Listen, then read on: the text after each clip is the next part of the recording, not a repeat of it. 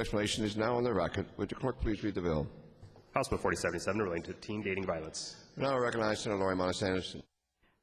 Colleagues, House Bill 4077 will empower Oregon schools to prevent and respond to teen dating violence more effectively. Domestic violence is a leading cause of death for women in Oregon. The roots of domestic violence lie in the attitudes developed by young men and women in their teens, which is why this bill is so important. House Bill 4077 recognizes that prevention and awareness are the most effective ways to combat domestic violence. Teens who are victims of physical dating violence are more likely to do very poorly in school or to skip school entirely because they feel unsafe. Perpetrators who are identified while still in their teens are much more likely to change than those who are identified as adults. We have an obligation to create environments that support the health and well-being of Oregon's young people. Under House Bill 4077, schools will be asked to develop and incorporate age-appropriate curriculum educating students about teen dating violence, direct them to available resources, and share with students the warning signs of unhealthy relationships. Schools will also include a policy against teen dating violence in their anti-bullying policies. A staff member will be designated as a responsible party for addressing reports of teen dating violence incidences. Finally, the Department of Human Services and the Department of Justice will be permitted, not mandated, to use monies from their existing domestic violence programs to fund educational and outreach efforts to support victims and prevent future incidences of teen dating violence. Tragically, many teens do not have parents who are informed or protective. Teens have trouble accessing the services they need without the support of their parents. House Bill 4077 will ensure that all Oregon teens are informed about dating violence and have access to the support they need to keep themselves safe in school and in their communities. We are all sensitive to the burdens our schools face with growing class sizes, higher expectations, and fewer resources with which to do it all. This is why efforts to curb teen dating violence in Oregon must concentrate on cost-effective measures that produce meaningful, lasting results. House Bill 4077 is not a burdensome mandate. It gives us a way to empower students with knowledge while allowing districts the flexibility to incorporate these expectations within their existing programs. For the sake of Oregon's young people and the safety of our communities, I urge your aye vote. Thank you, Mr. President. I recognize Senator Frank Morris. Thank you, Mr. President. Colleagues, I would remind you that we recently passed a mandate relieving bill. This is another mandate. The intent of this bill is excellent. It's excellent. The timing is not right. And I would like to share with you, if you haven't read, the legislative fiscal comment on this bill. The Legislative Fiscal Office believes that school districts may need additional staffing and budgetary resources in order to coordinate and deliver training to students in grades 7 through 12 and school employees. In addition, the bill requires school districts to notify students and parents of the teen dating violence policy adopted by the board. School districts may incur printing and distribution costs to comply with this provision. Colleagues, this is an excellent bill. The time is not right. We have drastically reduced funding for K through 12. This is not a time to be adding back to the cost and taking away the resources for those core functions of education. I urge a no vote. Recognize Senator Doug Whitsitt, please. Thank you, Mr. President. Mr. President, I voted no on Ways and Means on this bill, and I'll vote no on it today. It's an excellent idea, an excellent concept, but it has no funding. And as a result, this bill allows the expanded new uses of the Department of Justice and Department of Human Services domestic violence funds. And what it does is it has a negative effect on what those funds are already be using for. If you take one more slice out of the pie, you necessarily make the other pieces of the pie smaller. And the other things that this money is currently being used for is crisis lines, shelters, and support services for survivors of domestic violence. It's a great idea, but with no money, it harms the other programs. Thank you. Recognize Senator Jeff Cruz. Thank you, Mr. President. Many of the points I would have made have been made by the previous two speakers. Conceptually, this is a good idea, but for us to continue to do unfunded mandates, especially in our school system, and especially at this point in time, is just not good public policy.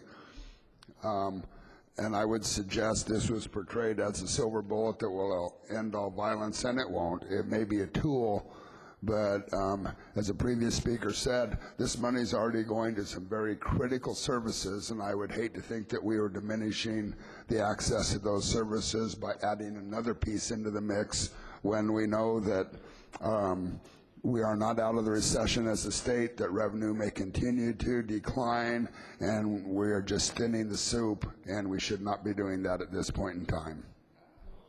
I'll recognize Senator Elizabeth Steiner Haywood, please.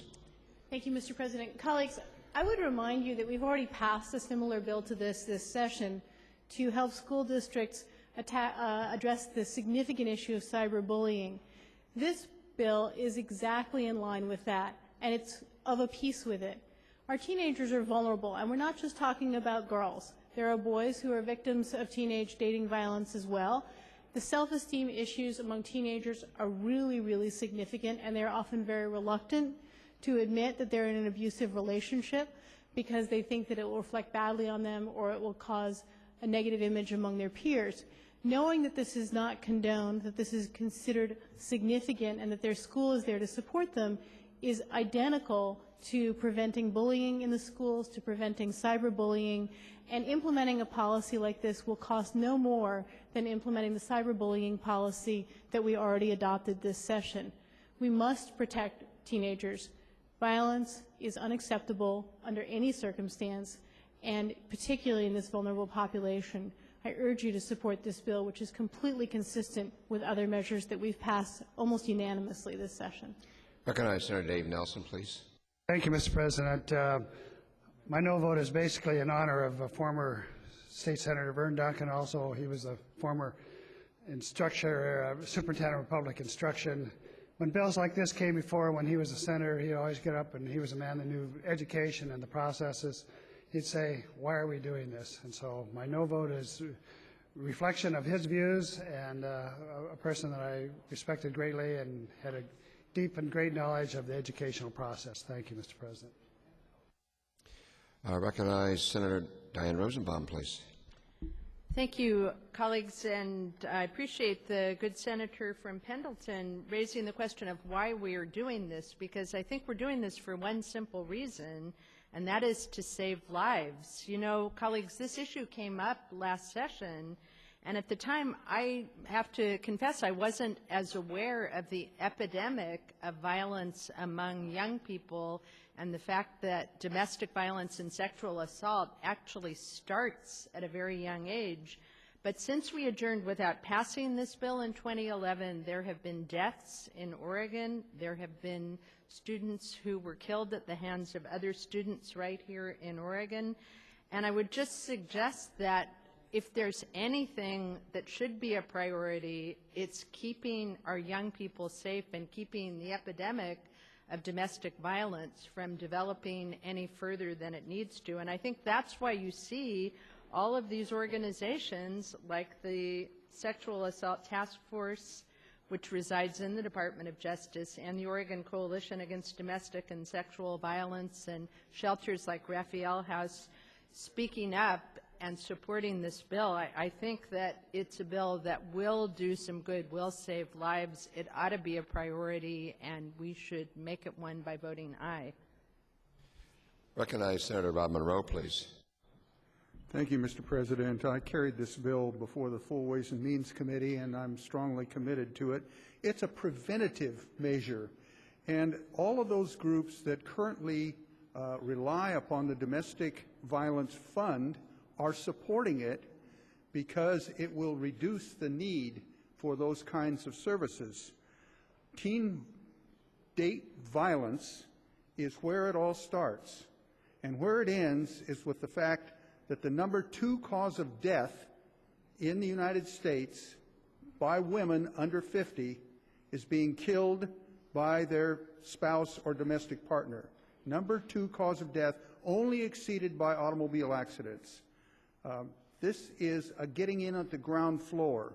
It's preventative, and it will hopefully, in the long run, reduce the need for other domestic violence services. I urge your aye vote. Recognize Senator Alan Olson, please. Thank you, Mr. President. On all measures, this is a very, very good bill. But I will have to vote no on it because it's an unfunded mandate. And I will remind this body that last year we passed an unfunded mandate called all-day kindergarten. I would defy anyone in this room at this moment to say that their schools are not clamoring for dollars. You hear it daily, teachers, school superintendents. We need more funding for our educational system. And we do. But because of that, we've laid on another unfunded mandate. More dollars going in a direction that if we refer to this bill next year, we could probably fund.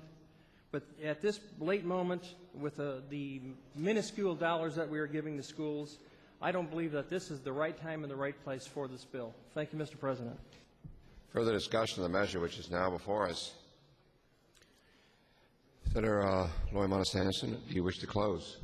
Thank you, Mr. President. There's concerns that were raised by allowing money from the Domestic Violence Services Fund to be spent on prevention would actually be thinning the soup when we already have underfunded domestic violence services, such as what was said, the shelters, the domestic violence shelters, the crisis lines. But I want everyone to know it's the domestic violence service providers that specifically requested this authority so that they could focus on both prevention and response.